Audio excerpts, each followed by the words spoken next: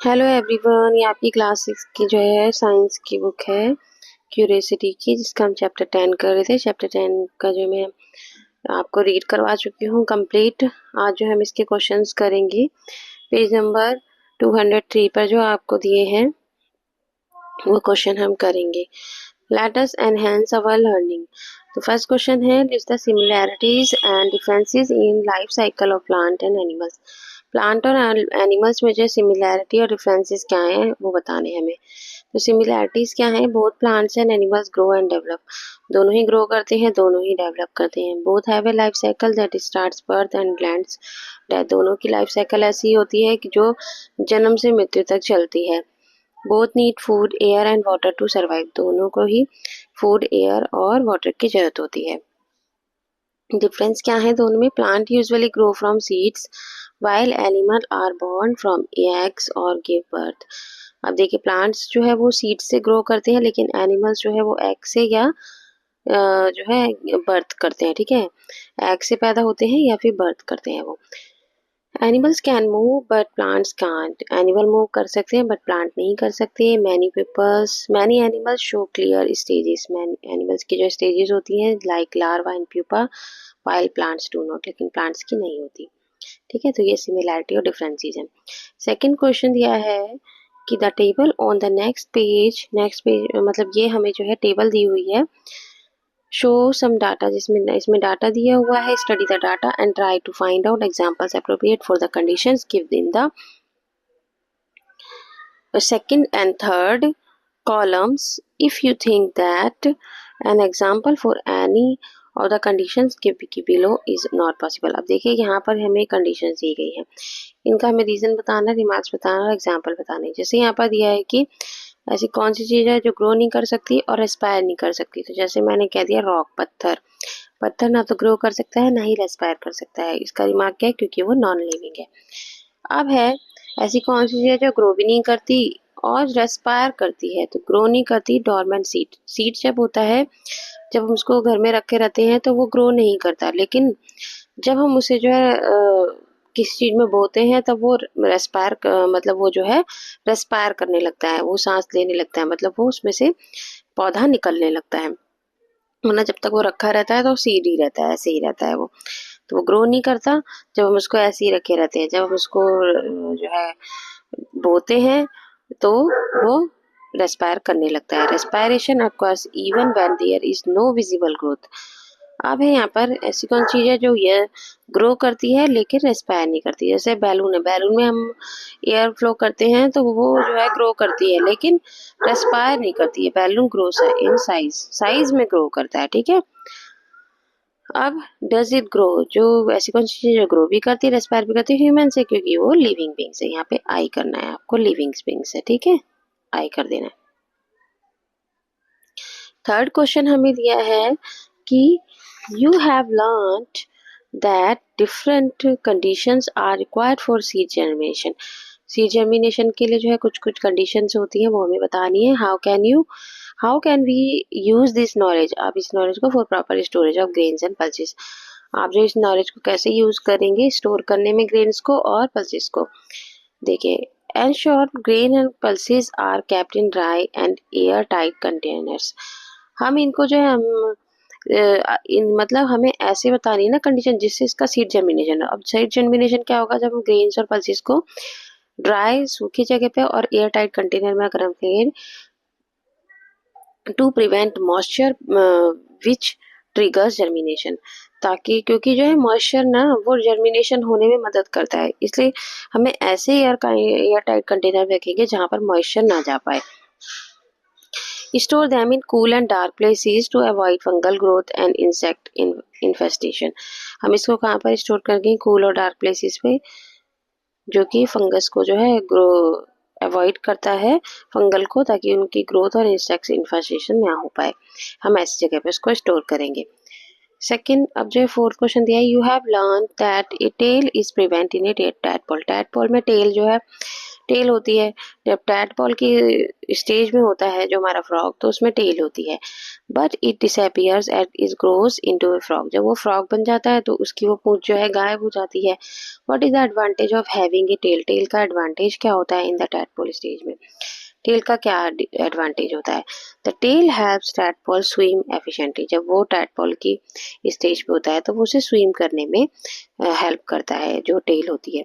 Water enabling them to find, और जिसकी वजह से वो क्या करता है, अपने फूड को फाइंड करता है। अवॉइड, भाई पानी में फूड भी मिलता है उसको।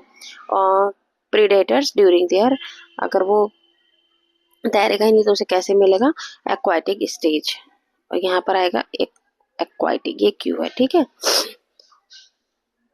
फिफ्थ क्वेश्चन दिया है कि चरण says that A wooden log is non living. चरण कह रहा है कि वुडन लॉग जो क्या है वो नॉन लिविंग है। इट कैन नॉट मूव, वो मूव नहीं कर सकता, ठीक है। लकड़ी का जो लट्ठा है वो क्या है? नॉन लिविंग है। चरण कह रहा है, अब चारू कह रही है counters it by saying that it is living. अब चारू कह रही है वो लिविंग है, because it is made of would obtain from trees, क्योंकि वो ट्री से ही तो बना है, ट्री से ही तो मिलता है हमें वुड, तो वो लिविंग है। Give your arguments in favour, अब दोनों के आर्ग्यूमेंट्स हमें टू स्टेज में बताना है कि चरण क्या कह रहा है और दोनों की स्टेटमेंट क्या है। तो चरण का जो व्यू, चरण की जो स्टेटमेंट है वो करेक्ट है, क्योंकि as a wooden log is a non living, wooden log जो है नॉन लिविंग है। It doesn't grow, we that reproduce और रेस्पायर, क्योंकि वो अब जो है जब वो पेड़ से कट जाता है तो ना तो वो ग्रो कर सकता है, नहीं रिप्रोड्यूस और रेस्पायर होता है। अब चारूज व्यू क्या है? इनकरेक्ट है। While would comes from a living tree, जब वो वुड में था, जब वो ट्री के साथ था, तब तो वो लिविंग था। Log itself no long for living after being cut, लेकिन जब वो कट गया तो वो लिविंग नहीं रहा, अब वो नॉन लिविंग हो गया है। सिक्स क्वेश्चन दिया है कि what are the similarities and distinguishes features in the life cycle of mosquito और फ्रॉग। मॉस्किटो और फ्रॉग की जो है लाइफ साइकिल में क्या सिमिलैरिटीज हैं और क्या डिफरेंसेस हैं? तो देखिए सिमिलैरिटीज दोनों में क्या है कि both pass through multiple stage, दोनों ही जो है कई स्टेजेस से पास होते हैं एग टू एडल्ट, एग से एडल्ट बनने में। अब डिफरेंसेस क्या है दोनों के कि मॉस्किटो एग, मॉस्किटो कैसा होता है, उसका एग बनता है, फिर लार्वा बनता है, प्यूपा, फिर एडल्ट बनता है। और फ्रॉग में क्या होता है, पहले एग होता है, फिर टैडपोल बनता है, फ्रॉगलेट बनता है, फिर एडल्ट। तो ये इनमें दोनों में डिफरेंसेस होते हैं। सेवन क्वेश्चन दिया है कि a plant is provided with all the condition suitable for its growth. Plant जो है प्रोवाइड करता है सारी कंडीशंस को ग्रोथ करने में। Draw what you expect to see in the shoot and the root.